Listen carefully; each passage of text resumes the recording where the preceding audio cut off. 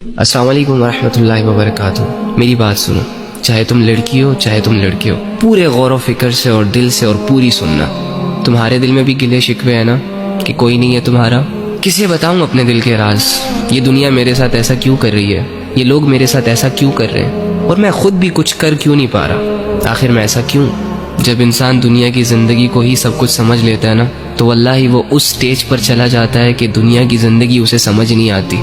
Any how, تو ایک کام کر، آج رات جب سب سو جائے نا تو چھپکے سے اٹھنا، کسی کو کانوں کان خبر نہیں ہونی چاہیے، اور سب سے الگ تھلگ ہو کر جا نماز پکڑ، بچھا اور اس پر کھڑا ہو جا، ہاتھ باندھ، آنکھیں بند کر، امیجن کر کہ تیرا رب تیرے سامنے کھڑا ہے، وہ رب جس کا تو بندہ ہے، اور اسے اپنا سب کچھ مان، اور یہ تصور کر کہ آج میں اپنے رب کو اپنی حالت دکھانے آیا ہوں، آج میں اپنے رب سے اس دنیا کی شکایتیں کرنے آیا ہوں، آج میں اپنے رب سے دل کے راز بیان کرنے آیا ہوں۔ 2 رکعت نفل نماز پڑھ، اور نماز پڑھنے کے بعد جھولی پھیلا دے، ہاتھ اٹھا دے، بچھا دے خود کو، اور دل کی گہرائیوں سے پکار اپنے اس رب کو جو تیرے دل کے حال کو جانتا ہے، جو تب بھی تیرے ساتھ تھا جب دنیا تیرے ساتھ نہیں تھی، جو تب بھی تیرے ساتھ تھا جب دنیا تجھے جانتی نہیں تھی، اور جو آج بھی تیرے ساتھ ہے۔ وہ اکیلا کافی ہے تجھے سنبھالنے کے لیے۔ اگر تو گر چکا ہے تو وہی تجھے اٹھا سکتا ہے۔ اس یقین، اس امید، اس تصور کے ساتھ اپنا حال دل اپنے رب کو سنا۔ ایک آنسو کا قطرہ نکل آیا نا، یا تیری آنکھیں صرف نم ہو گئی، یا چلو اگر تمہیں صرف اتنا احساس ہو گیا کہ میں اللہ کے سامنے بیٹھا ہوں، میں اللہ ہی سے بات کر رہا ہوں، یقین کر کے اٹھنا کہ تیرا رب تجھ سے راضی ہے۔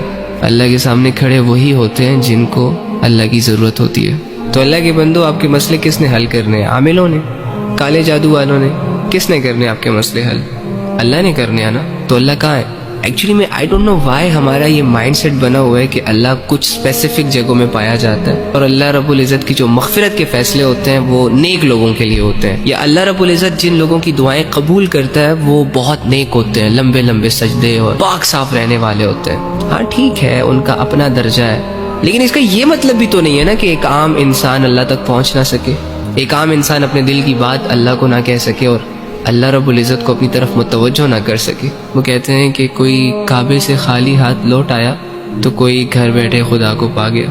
آپ کو نہیں لگتا کہ جو کمزور ہوتے ہیں، جو عام لوگ ہوتے ہیں، جو مظلوم اور فقیر قسم کے لوگ ہوتے ہیں، جو خالی ہاتھ ہوتے ہیں، معاشرے کو زیادہ تر ترس انہی لوگوں پر آتا ہے؟ تو اگر آپ اپنے آپ کو یہ مان بیٹھے ہیں کہ ہم گنہگار ہیں، ہم بدکار ہیں، تو دوسری جانب یہ بھی تو یقین کر سکتے ہیں نا کہ اللہ رب العزت آپ کی طرف زیادہ رجحان کرے گا۔ اللہ کے بندو، اللہ کہہ رہے میں تمہارے اشارت کے بھی قریب ہوں۔ اس اللہ سے اپنے مسئلے حل کرواؤ جو اللہ ساری زبانوں کو سمجھتا ہے، جو اللہ دل کے حال کو جانتا ہے۔